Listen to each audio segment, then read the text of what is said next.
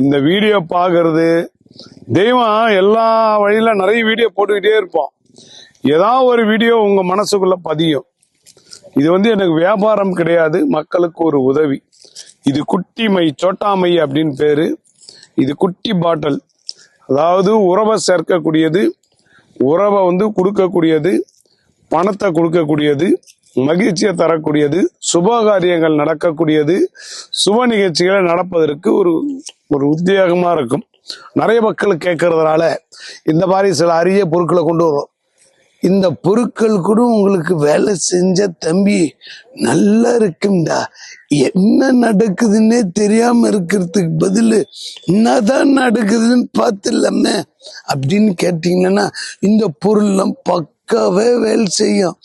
எனக்கு இந்த பிரச்சனைங்க நீங்க சொன்னாதான் எனக்கு பொருள் கொடுக்க முடியும்.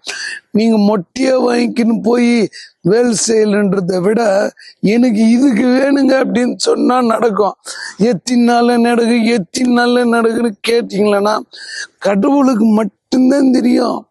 அலார வைக்கிறது மட்டும்தான் நம்ம வேலை. ஆன் பண்ணமா ஆஃப் பண்ணமான்னு முடிவு பண்ண வேண்டியது பகவானுடைய வேலை. தூங்கி எந்திரிச்சாதான் உயிரே கேரண்டி.